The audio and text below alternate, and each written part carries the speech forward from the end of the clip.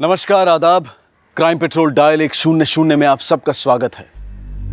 जिंदगी अगर एक किताब है तो इसका सबसे खूबसूरत अध्याय है प्यार, जिसका हर शब्द, हर पन्ना एक ऐसी दास्तां पे लिखा जाता है जिसकी महक ताउम्र हमारी सांसों में रहती है। किसी भी रिश्ते को प्यार का उपनाम दिया जा सकता है, लेकिन कहते हैं कि प्यार रिश्तों से भी बड़ा होता है। लेकिन शादी जिंदगी का वो अध्याय है जो वचनों और वादों की तकरीरों पर लिखा जाता है, और प्राण जाए पर वचन न जाए तो उस सदी का बयान था। पर क्या इस सदी में भी इस पर कायम रहने वाले होते हैं?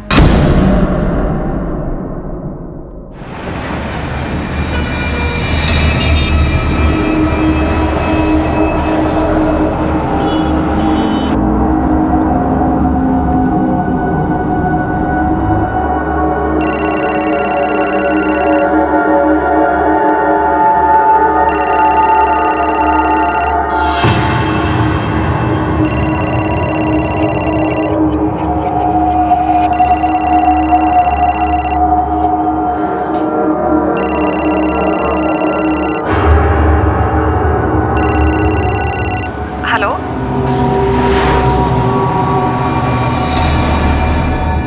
लेकिन ठीक है, मैं आती हूँ।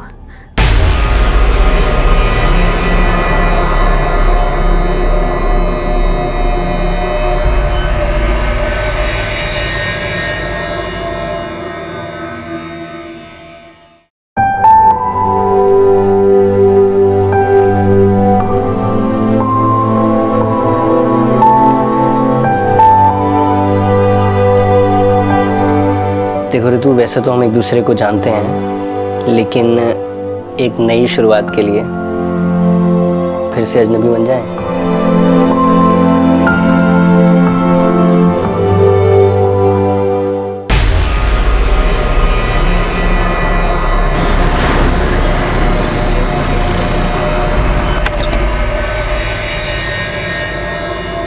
ऋतु, इतनी जल्दी में कहाँ जा रही है बेटा? सब ठीक तो है ना बेटा? जी मम्मी जी, सब ठीक है। वो मैं मार्केट जा रही थी। अकेले जा रही हो? भूमिका को आने दो ना, उसे अपने साथ ले जाना। नहीं मम्मी जी, वो अदिति की मम्मी का कॉल आया था, उनके साथ जा रही हूँ। वो वेट कर रही होंगी मेरा। अदिति की मम्मी? अच्छा अच्छा, हाँ ठीक है, जाओ।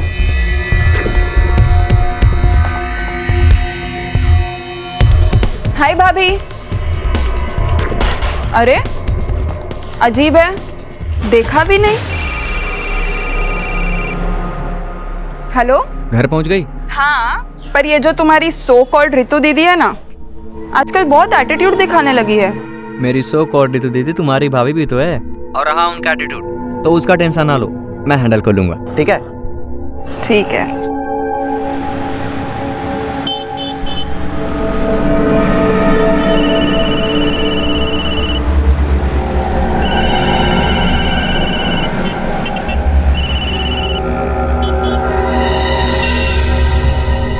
हेलो।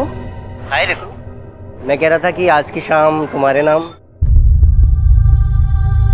शॉपिंग, डिनर और फिर फिल्म का नाइट शो, सिर्फ हम दोनों। क्या कहती हो? हेलो ऋतु, तुम कुछ बोल क्यों नहीं रही हो? सब ठीक है ना? नहीं निशांत, ऐसा कुछ नहीं है, सब ठीक है। तो फिर शाम को रेडी रहना, हमको 7 बजे चलना है, ठीक है? Okay. And I miss you and I love you too. Bye.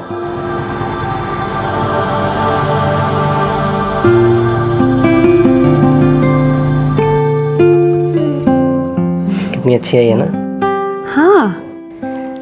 तुमको पता है, जब तक तुम्हारे हाथों की ये मेहंदी नहीं उतरेगी ना, तब तक ये पिक्चर मेरी डीपी से नहीं हटेगी। और मेहंदी उतरने के बाद? मेहंदी उतरने के बाद डीपी चेंज, स्टेटस चेंज। मान लो कल को अगर हम एक दूसरे को कुछ और नजर आए तो भी हम एक दूसरे को सिर्फ और सिर्फ प्यार की नज़र से ही देखेंगे।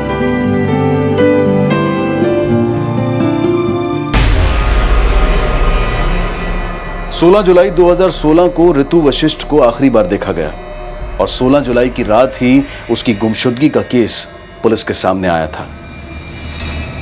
लेकिन मौजूदा वक्त में ऋतु कहां जा रही थी? वो किससे मिलने वाली थी? ये इस केस का ऐसा अध्याय था जो बेहद ही नाटकीय अंदाज से लिखा गया था। ऋतु की शादी 1 महीना पहले निशांत वशिष्ठ के साथ हुई थी और यह शादी दोनों की खुशी और रजामंदी से हुई थी। ऋतु एक एजुकेटेड हाउसवाइफ थी और निशांत एक कोचिंग इंस्टीट्यूट में ट्यूटर था। कोचिंग इंस्टीट्यूट के अलावा वो घर पर भी कोचिंग क्लासेस दिया करता था।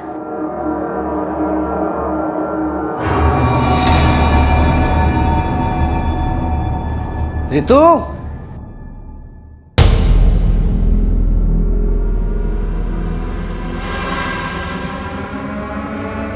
आप जिस नंबर को डायल कर रहे हैं वो इस समय स्विच्ड ऑफ है।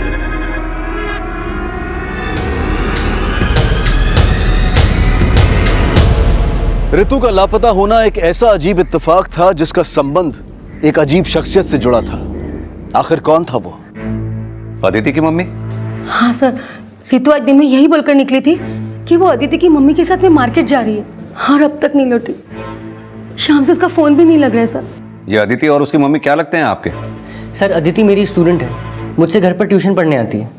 वहीं पर ऋतु और अदिति की पहचान हुई। शायद ऋतु को कोई गलतफहमी हो गई सर। वो किसी और औरत को अदिति की मम्मी समझ बैठी। क्या मतलब? किसी और औरत को अदिति की मम्मी समझ बैठी? हाँ सर, दरअसल 3-4 दिन पहले ही ऋतु एक औरत को हमारे घर लाई थी। मम्मी जी, ये रजनी जी हैं, अदिति की मम्मी। नमस्ते बहन जी। नमस्ते। हाँ आइए बैठिए ना, मैं आपके लिए चाय बना के लाती हूँ। अरे नहीं मम्मी जी, आप बैठिए ना इनके साथ, चाय मैं बना के लाती हूँ। आइए। ऋतु ने बोला था कि वो अदिति की मम्मी है, पर सर वो अदिति की मम्मी नहीं थी। अगर वो अदिति की मम्मी नहीं थी तो आपने मान क्यों लिया? क्या आप अदिति की मम्मी को जानती नहीं है? सर असल में अदिति की मम्मी को मेरे अलावा घर में किसी ने नहीं देखा है। सब अदिति को ही जानते हैं। और जब ऋतु ने मम्मी से बोला कि ये अदिति की मम्मी है तो मम्मी ने बिलीव कर लिया। और ऋतु ने मुझसे भी कभी नहीं बोला सर कि वो किसी और औरत को अदिति की मम्मी समझ बैठी थी। अगर वो औरत अदिति की मम्मी नहीं है तो फिर वो औरत है कौन? सर सिर्फ मम्मी ही उस औरत से मिली थी। और जब मम्मी ने बताया कि ऋतु अदिति की मम्मी के साथ गई है तो मैंने पहले अदिति को फ़ोन किया।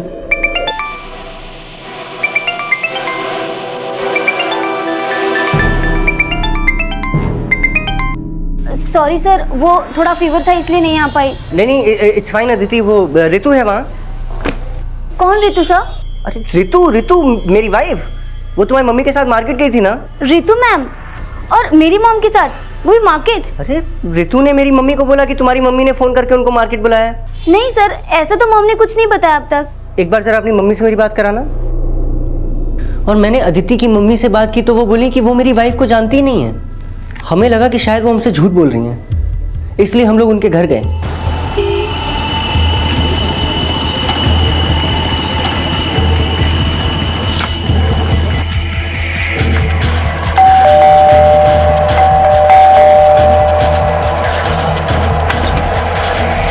सर आप? जी अदिति है। अदिति? निशांत सर आप अदिति की मम्मी?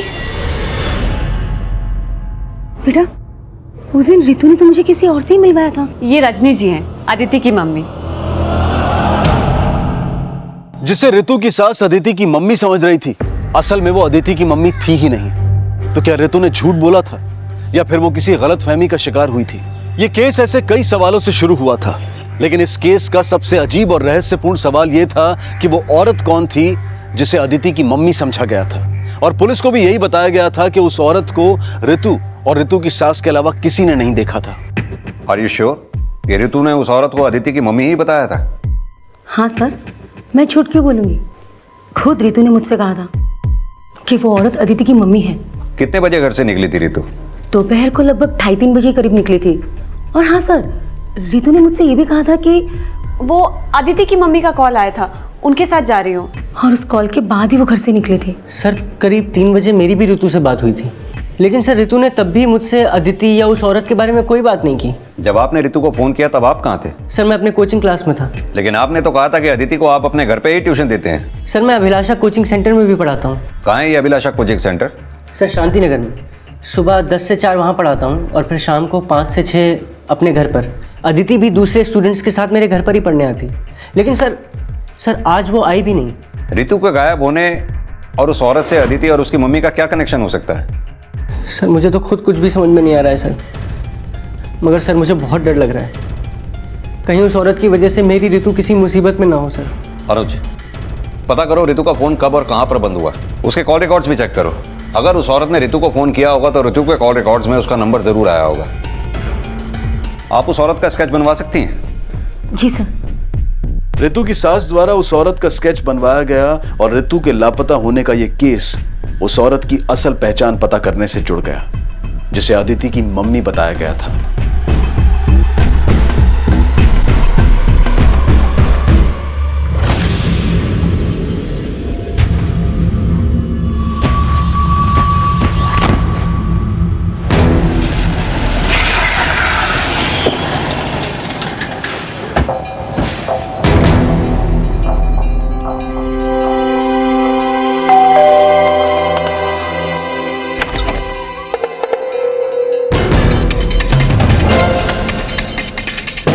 हम नहीं जानते ये कौन है।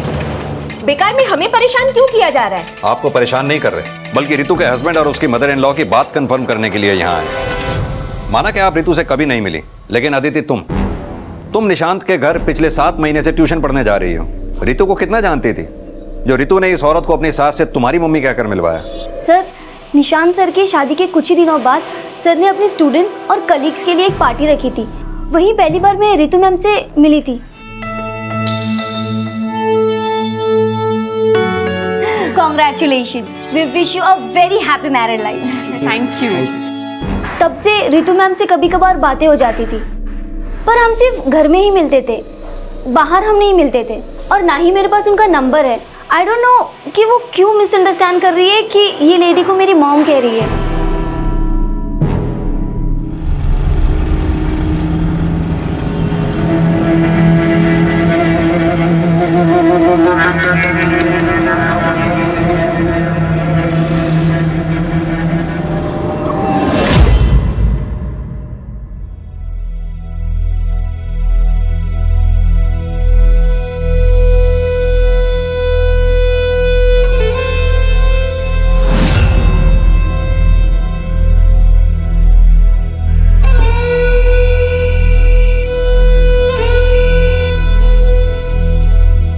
हेलो।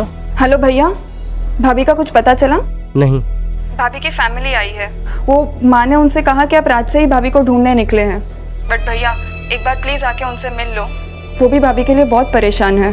हाँ ठीक है, आता हूँ।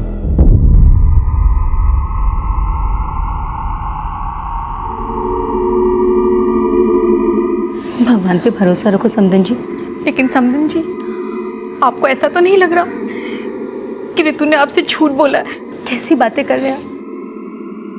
मुझे तो ऋतु पे पूरा भरोसा है, बल्कि हमें तो ये लग रहा है कि उस औरत ने ऋतु से झूठ बोला होगा। लेकिन मौसी जी, वो लेडी कौन हो सकती है जिसकी वजह से कल रात से ऋतु दी घर नहीं आई है? वो जो कोई भी हो प्रतीक, मुझे तो लगता है कि ये सब जरूर उस अदिति और अदिति की मम्मी की कोई चाल है।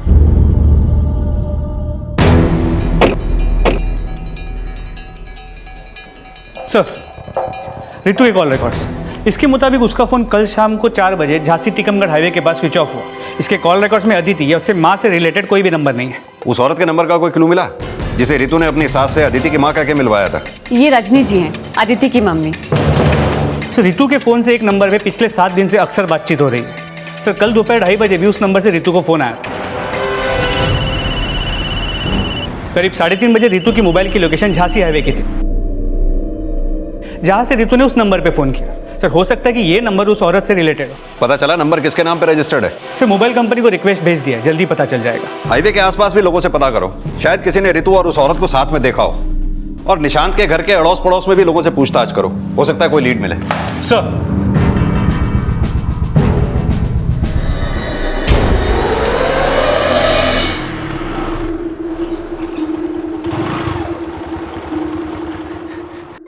जिया जी, कुछ दीदी का पता चला क्या? प्रतीक, अगर कुछ पता चला होता ना तो मैं अकेला नहीं लौटता।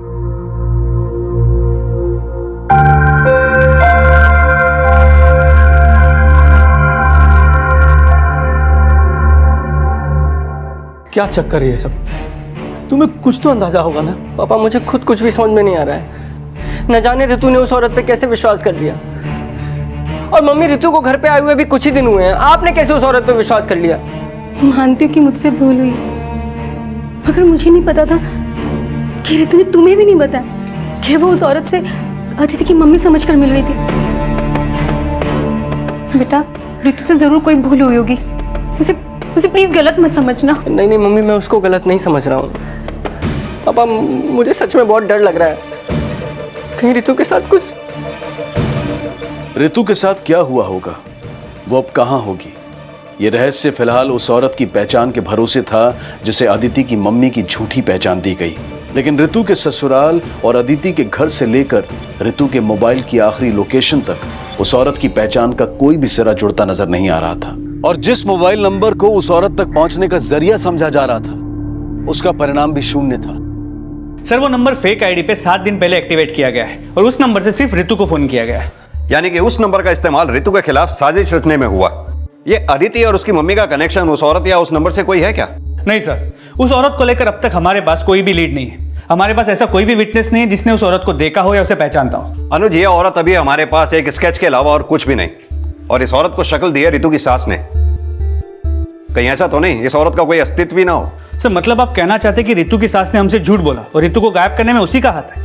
हो सकता है। ऋतु 1 महीना पहले निशांत से शादी करके इनके घर में आई। एक नई नवेली दुल्हन को गायब करने की वजह दहेज से लेकर कुछ भी हो सकती है। शायद ऋतु को गायब करने के लिए ऐसी साजिश रची गई जिसमें अपराधी को ऐसी शक्ल दी गई जिसका कोई नाम नहीं, कोई पहचान नहीं। पुलिस अब इस थ्योरी पर काम करने लगी कि कहीं ऋतु का गायब होना ऋतु के ससुराल वालों की साजिश तो नहीं, जिसकी इन्वेस्टिगेशन में ऋतु और निशांत की शादी का वो अध्याय खुलने लगा जिसमें एक तरफ ऋतु की शादी के बाद से ऋतु के निशांत और उसके परिवार से संबंध खंगाले जाने लगे, और वहीं दूसरी तरफ ऋतु के परिवार से भी ऋतु की शादीशुदा जिंदगी और निशांत ऋतु के आपसी रिश्ते से जुड़े सवाल पूछे जाने लगे। सर, मुझे नहीं लगता कि ऋतु के ससुराल में किसी के साथ भी किसी तरह का कोई मनमुटाव था। हो सकता है कोई ऐसी बात हो जो आप लोगों के कानों तक पहुंची ही ना हो। मेरा मतलब शादी के बाद ऋतु से कोई ऐसी मांग की गई हो जो वो आप लोगों को बता ही ना पाई हो। सर, निशांत और उसकी मम्मी ने तो शादी से पहले भी कोई मांग नहीं रखी थी, और इसीलिए हमने मतलब शादी के बाद बिना मांगे बहुत कुछ दिया था सर। और अगर ऐसी कोई बात होती तो ऋतु हमसे शेयर करती सर। और सर, ऋतु तो निशांत जी और उसकी सास की तारीफ करते हुए नहीं थकती थी। वो वहाँ पे बहुत खुश थी, लेकिन पता नहीं इसकी खुशियों को किसकी नजर लग गई। निशांत और उसके घर वालों को कब से जानते हैं आप लोग? सर, 10 साल पहले तक तो वो हमारे पड़ोसी थे, लेकिन निशांत के डैडी के डेथ के बाद वो लोग शिफ्ट कर गए। सर, मैं ऋतु के लिए लड़का तलाश रहा था, उसी समय मेरी मुलाकात निशांत से हुई। बस मुझे लगा मेरी तलाश खत्म। ये लड़का सर 10वीं पास करने के बाद घर पे ही ट्यूशन लेता था सर, अपनी पढ़ाई के साथ साथ अपने पूरे परिवार की जिम्मेदारी भी निभाता था। बस सर, मैंने उसकी माँ से बात की और शादी तय हो गई। राजेश जी, मेरी और आप लोगों की हाँ तो है, लेकिन शादी तो ऋतु और निशांत को करनी है, इसलिए फैसला इन्हीं लोगों पे छोड़ा जाए तो अच्छा है। जी बिल्कुल। वैसे तो दोनों बचपन में स्कूल में एक साथ पढ़ते थे, लेकिन इस बात को बीते काफी अरसा हो गया, तो क्यों नहीं इन दोनों को एक साथ बात करने का अकेले मौका दे दिया जाए। जी जरूर।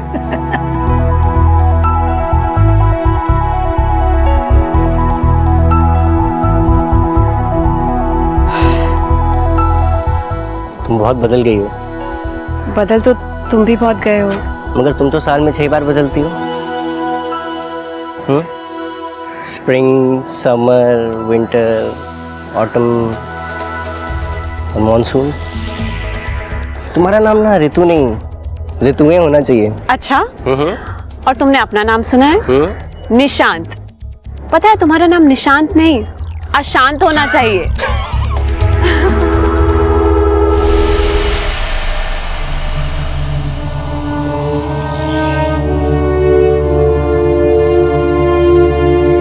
अफसाने भी बदलते हैं बदलते वक्त के साथ।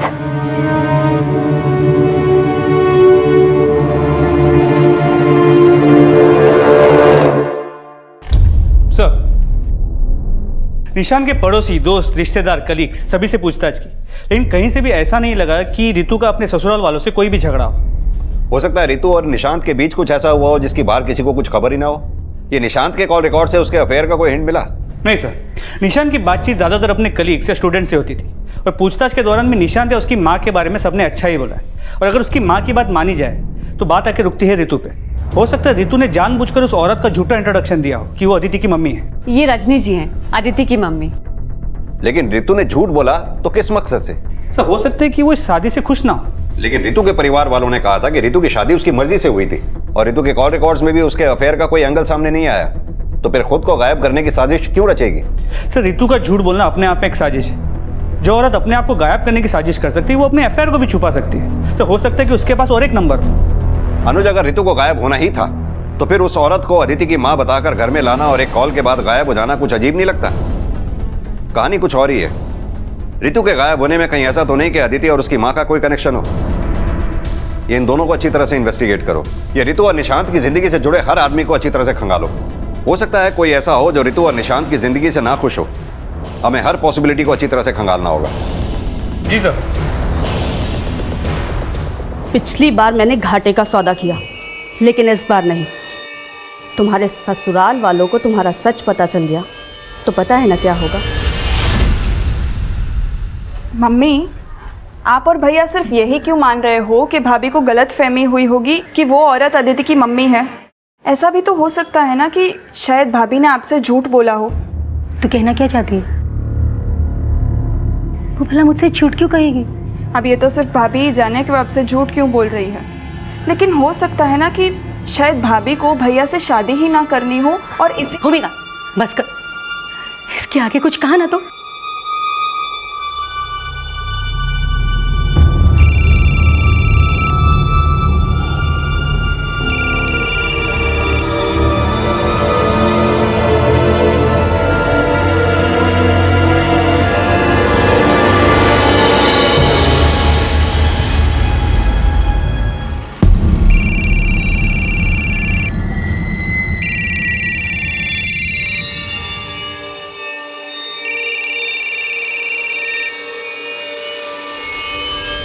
हेलो। प्लीज़ जूही, तू वो सारी बातें किसी को मत बताना। अगर ये सारी बातें सामने आ गई तो मेरी मॉम मेरा जीना मुश्किल कर देगी। अदिति, तो कुछ और तो नहीं छिपा रही ना मुझसे?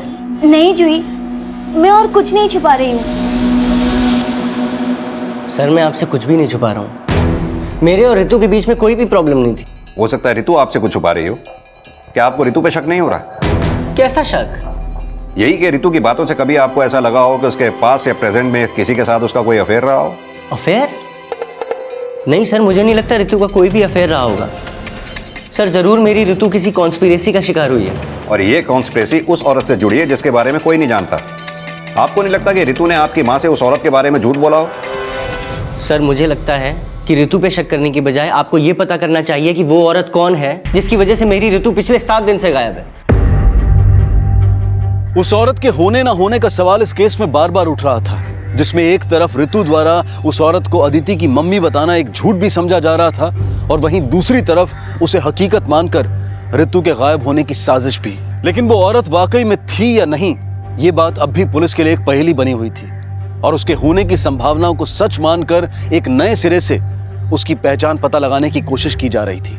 सर उस औरत के स्केच को आसपास के सभी पुलिस स्टेशन में भेज दिया है, लेकिन ना उसके बारे में कोई लीड मिल पा रही है और ना उसका चेहरा किसी भी क्रिमिनल से मैच करता है। अपने इन्फॉर्मर्स के नेटवर्क को अलर्ट करो। उनसे कहो हमें हर हालत में इस औरत के बारे में इंफॉर्मेशन चाहिए। सर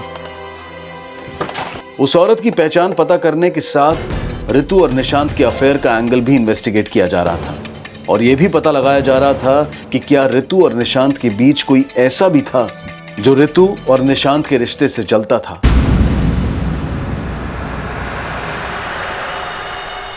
लेकिन जल्द ही कुछ नए समीकरण सामने आए जिनका कनेक्शन अदिति की मम्मी के साथ नहीं बल्कि अदिति से जुड़ा था।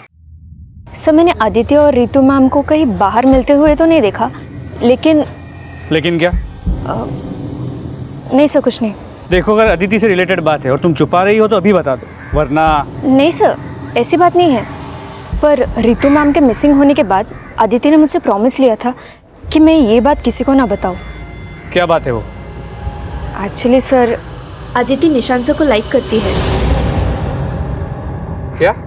यस सर, और वो अक्सर कहा करती है कि उसका लाइफ पार्टनर निशांत सर जैसा होना चाहिए, बस और कुछ नहीं। सर एक 17-18 साल के लड़की के दिल में अपने ट्यूटर के लिए फीलिंग्स होना कोई नई बात नहीं, लेकिन सर क्या इतनी छोटी लड़की इतना बड़ा कांड कर सकती है? एक औरत को अपनी नकली माँ बना के पहले उसने रितु को मिलवाया और फिर रितु को गायब कर दिया। हो सकता है अनुज, या फिर यह भी हो सकता है कि अदिति को यह आइडिया देने वाला कोई और ही हो सकता है वो निशांत ही हो। इस निशांत को थाने बुलाओ और तुम जाकर जरा अदिति से पूछताछ करो। सर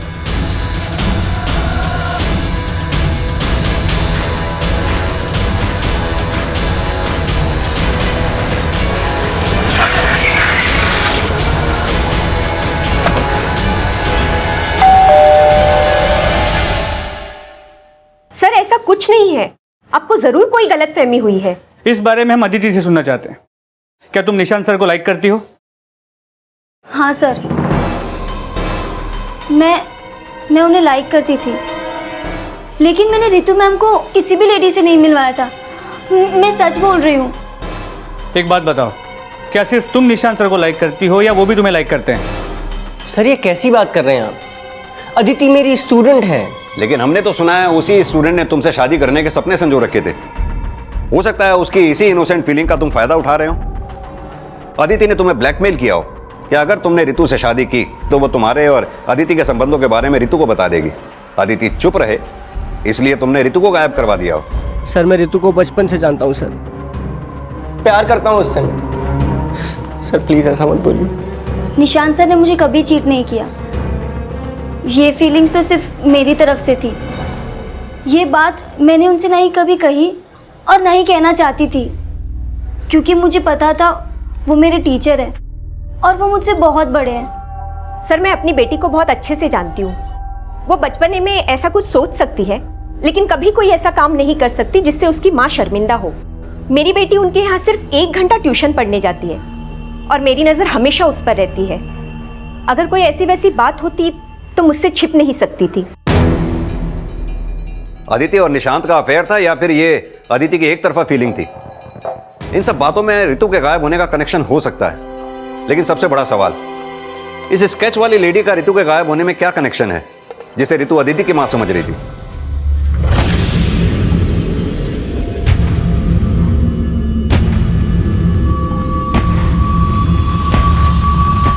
सर मैंने निशांत के बहन की एक्टिविटी चेक किया तो पता चला वो अक्सर रितु के भाई प्रतीक से मिलती रहती है।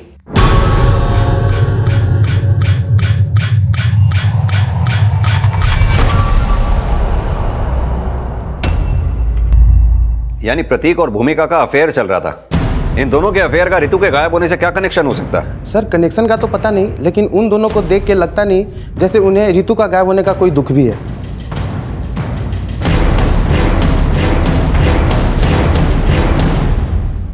जी सर, मुझे और रितु को पता था कि भूमिका और प्रतीक का अफेयर चल रहा है।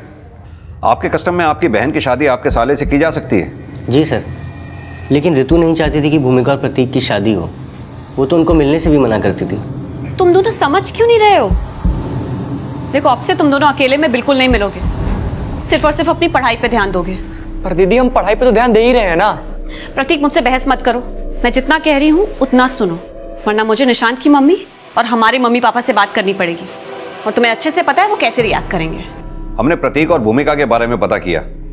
हमें नहीं लगता कि प्रतीक और भूमिका ने रितु की बातों को सीरियसली लिया हो। सर भूमिका ने तो मुझे प्रॉमिस किया था कि वो अब प्रतीक से कभी नहीं मिलेगी, लेकिन प्रतीक सर अपने तरीके से ही सोचता है। कहीं ये तरीका रितु के गायब होने से तो नहीं जुड़ा? नहीं सर, रितु उसकी बहन है। इन सब बातों का उसके गायब होने से कोई लेना देना नहीं हो सकता। रितु को गायब करने वाला इनमें से कोई भी हो सकता है। अब सवाल यह है कि रितु को गायब करने में इस औरत का हाथ है या इस केस से फिर इस औरत का कोई लेना देना ही नहीं। रितु पिछले 11 दिनों से गायब है। मुझे तो उसके गायब होने में अब सिर्फ 2 ही पॉसिबिलिटीज नजर आती हैं, या तो रितु खुद कहीं भाग गई या फिर किसी अपराध का शिकार हो गई। एक काम करो, रितु के गायब होने से पहले के प्रतीक और भूमिका की एक्टिविटीज चेक करो, उनके कॉल रिकॉर्ड स्टडी करो। हो सकता है इस औरत को रितु से मिलवाने में भूमिका और प्रतीक का ही हाथ हो। सर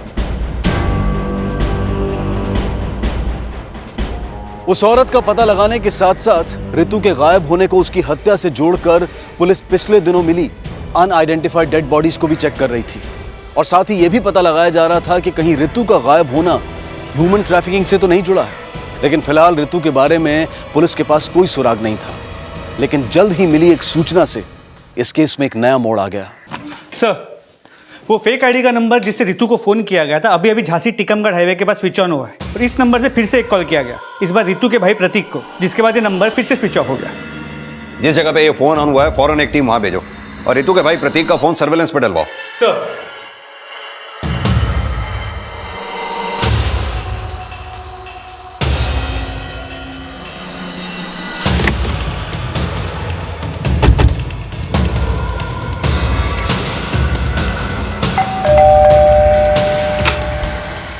आप लोग प्रतीक को बुलाइए। सर प्रतीक तो अभी अभी घर से बाहर निकला है।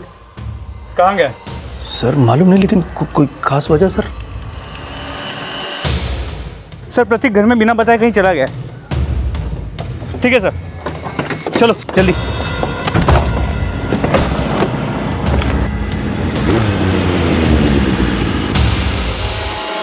ठीक है सर, प्रतीक का फोन हाईवे के उसी स्पॉट की तरफ मूव हो रहा है जहां से उसे फोन आया था।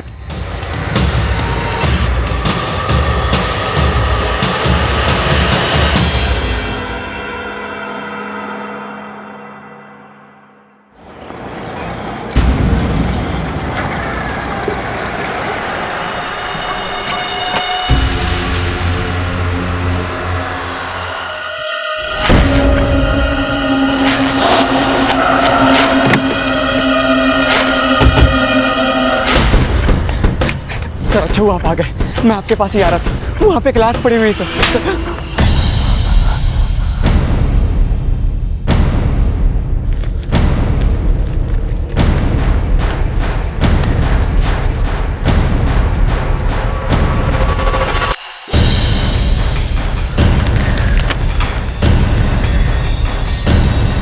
सर ये तो वही औरत लग रही है जिसका स्केच निशान की माँ ने बनवाया था। अब ये साफ हो चुका था कि उस औरत का अस्तित्व था जिसका स्केच रितु की सास ने यह कहकर बनवाया था कि रितु ने उसे अदिति की मम्मी समझा था। लेकिन उस औरत की हत्या का क्या राज था और रितु अब तक कहां थी? इन सारे रहस्यों को जानने के लिए अब रितु का भाई रिमांड पर था।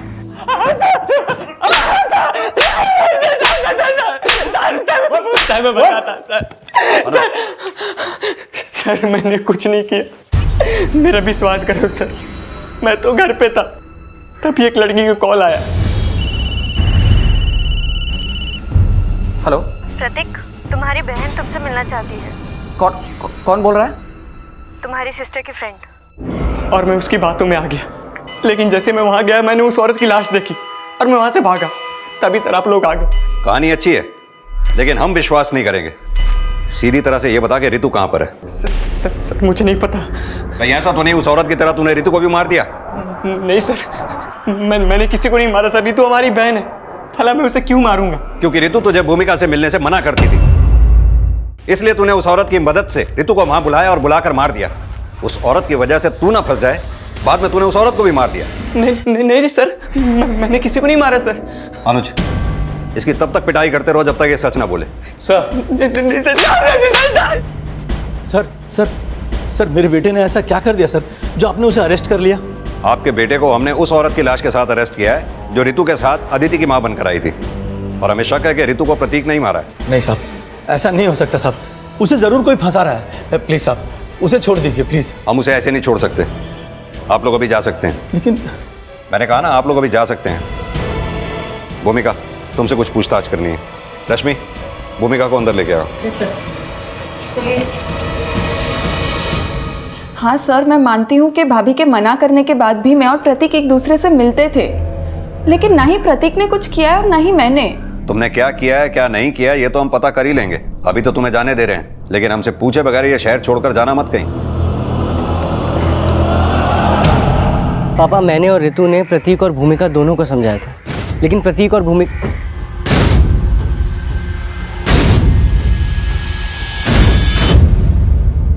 सर प्रतीक को बहुत तोड़ा, लेकिन वो अभी भी अपने बात पे टिका हुआ है। हो सकता है अनुज प्रतीक का इस औरत के मर्डर से कोई लेना देना ही ना हो, क्योंकि वो फेक आईडी वाले नंबर से खुद को कॉल क्यों करवाएगा? हो सकता है ये सच बोल रहा हो। लेकिन सर अगर प्रतीक सच बोल रहा है तो उस औरत को मारा किसने और रितु कहाँ गायब है? सर कहीं ऐसा तो नहीं कि उस औरत के मर्डर में रितु का ही हाथ हो? कहानी कुछ भी हो सकती है। अब ये कहानी तभी साफ होगी जब इस औरत की पहचान हमारे सामने आएगी। इस औरत के पहचान के नाम पर हमारे पास सिर्फ इसका स्केच ही था, अब फोटो भी है। इस फोटो के जरिए इस औरत को पहचानना अब हमारे लिए आसान होगा। जूही, मैंने तुझे मना किया था ना कि तू ये बात किसी को नहीं बताएगी। तूने मेरा ट्रस्ट तोड़ा। आदिति, पुलिस ने मुझे बहुत फोर्स किया तो मैं डर गई।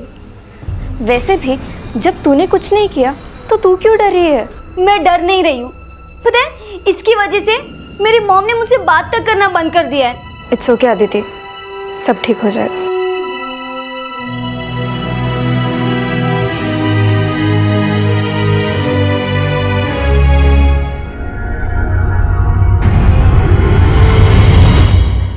ये उसी औरत का फोटो है।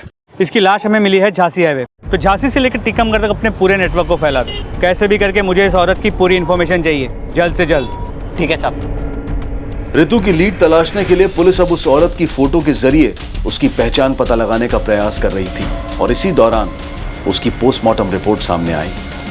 सर, उस औरत के पोस्टमार्टम रिपोर्ट के मुताबिक उसका मर्डर उस फेक नंबर से प्रतीक को किए गए कॉल से 2 घंटे पहले ही हो चुका है। इसका मतलब प्रतीक सच बोल रहा है? जी सर, लेकिन प्रतीक ने यह भी बताया था कि उस कॉल में उससे एक लड़की ने बात किया था। अब ये लड़की कौन हो सकती है? सर एक मिनट। हाँ साहब। साहब, वो फोटो वाली औरत का पता चल गया है। शीतल नाम है उसका। ललितपुर में प्रगति क्लासेस में रिसेप्शनिस्ट का काम करती थी। रहती कहाँ थी वो?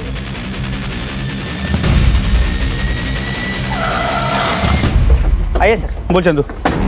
सर वो ये घर में रहती है, वो भी अकेले, रेंट पे।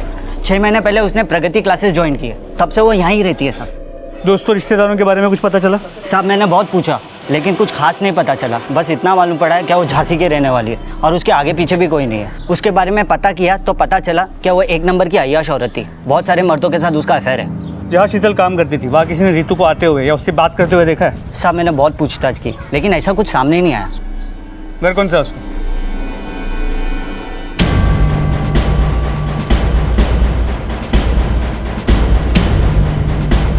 दरवाजा तोड़ो।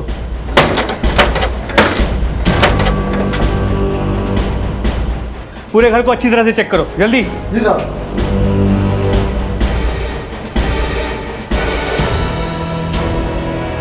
सर यहाँ कुछ नहीं मिला। सर घर में कुछ नहीं मिला, लेकिन मैं यहाँ पूछताछ करवाता हूँ और एक टीम को झांसी भेजता हूँ, शायद कोई लीड मिल जाए। जी सर। आखिरकार उस औरत की पहचान शीतल नाम से हो गई और पुलिस ने जब शीतल का बैकग्राउंड खंगाला तो रितु के खिलाफ रची गई साजिश का पर्दाफाश हो गया। सर, शीतल की पूरी इन्फॉर्मेशन निकाल ली है। 1.5 साल पहले टीकमगढ़ के ब्राइट फ्यूचर कोचिंग क्लासेस में वो रिसेप्शनिस्ट का काम करती थी। उसी दौरान निशान भी वहाँ पढ़ाने जाया करता था और उन दोनों के बीच फ़ोन पे बातें भी हुआ करती थी। सर उसके करंट कॉल रिकॉर्ड्स को चेक किया तो पता चला 10 दिन पहले उसके नंबर पे जूही के नंबर से एक कॉल किया गया था। ये जूही कौन है? सर जूही भी अदिति के साथ निशान के घर पे ट्यूशन पढ़ने जाती है।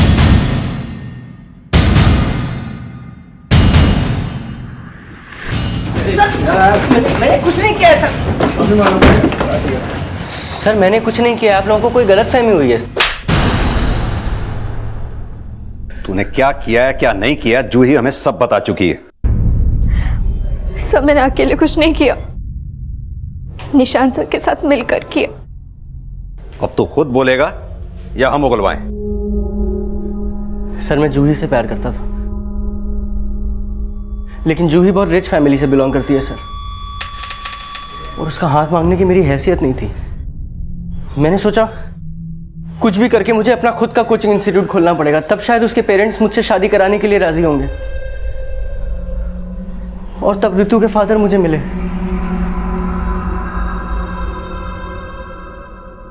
और उसके बाद उन्होंने माँ से रितु और मेरी शादी के लिए बात की। रितु उनकी इकलौती बेटी थी। मुझे लगा कि वो दहेज देने में कोई कमी नहीं रखेंगे, इसलिए दहेज के लिए मैंने रितु से शादी की। मगर जूही से शादी करने के लिए मुझे रितु को रास्ते से हटाना था, और मुझे पता था कि अदिति मुझे लाइक करती है, इसलिए जूही और मैंने मिलकर के प्लानिंग की। मैंने जूही के फ़ोन से शीतल को फ़ोन किया और उसको अदिति की मम्मी बनने की एक्टिंग करने को कहा। मुझे पता था कि शीतल पैसों के लिए कुछ भी कर सकती है। सर जूही और शीतल रितु से मार्केट में मिले और जूही ने शीतल को अदिति की मम्मी बता करके इंट्रोड्यूस किया, और शीतल ने भी रितु से अदिति की मम्मी बन करके दोस्ती शुरू की, और धीरे धीरे उससे ये कहना शुरू किया कि उसे शक है कि मेरा और अदिति का अफेयर चल रहा है। और उस दिन ऋतु को बाहर बुलाने के लिए शीतल ने ऋतु को फ़ोन करके कहा कि उसने मुझे और अदिति को हाईवे के पास लॉज में जाते हुए देखा है। सर, मैं 4 बजे कोचिंग सेंटर से निकलता हूँ और 5 बजे घर पहुँचता हूँ। मैंने अपना फ़ोन जूही को दिया और वो मेरा फ़ोन लेकर के मेरे घर की ओर गई और मैं हाईवे पहुँचा जहाँ शीतल ने ऋतु को बुलाया था।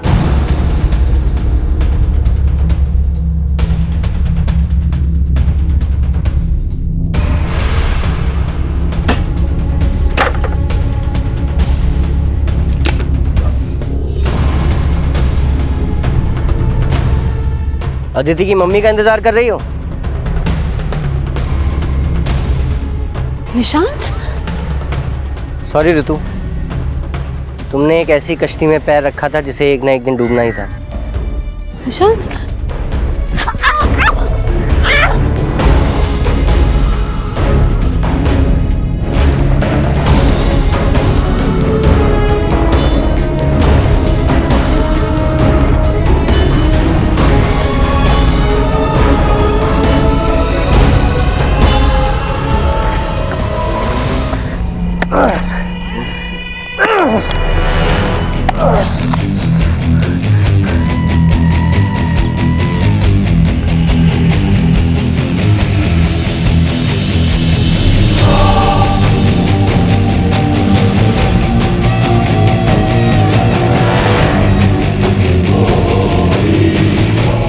लेकिन शीतल को यह नहीं पता था कि मैंने ऋतु का मर्डर कर दिया।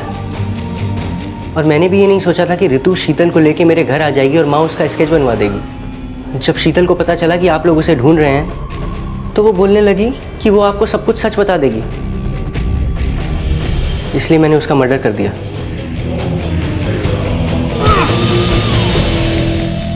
और जिस फ़ोन से शीतल ऋतु को फ़ोन करती थी उससे जूही ने प्रतीक को फ़ोन किया।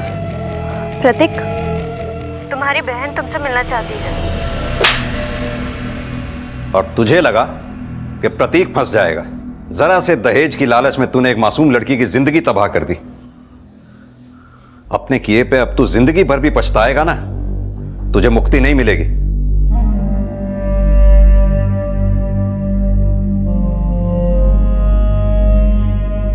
ऋतु और निशांत का रिश्ता सिर्फ पति पत्नी का नहीं था, वो दोनों बचपन के दोस्त भी थे। लेकिन लालची और धोखेबाज इंसान रिश्तों का लिहाज नहीं करते। निशांत ने एक ऐसी साजिश को अंजाम दिया जिसमें ऋतु के विश्वास के साथ ही नहीं बल्कि उसके दिमाग के साथ भी खेला गया। लेकिन अगर ऋतु एक बार भी इन बातों का जिक्र अपने माता पिता से करती तो शायद वो इस बुरे अंजाम से बच सकती थी। किसी भी अनजान व्यक्ति को जाने समझे बिना उसकी हर बात पर यकीन कर लेना और अपनों के साथ अपनी तकलीफ को साझा ना करना हमारी एक ऐसी भूल हो सकती है जिसमें कभी कभी हमें पछताने का मौका भी नहीं मिलता। इसी विचार के साथ मैं अनूप सोनी अब आपसे विदा लेता हूं। फिर मुलाकात होगी अगले एपिसोड में एक और चौंका देने वाले केस के साथ। तब तक अपना और अपने परिवार का ख्याल रखें और देखते रहें क्राइम पेट्रोल डायल 100। सबक एक को, सीख हम सबको।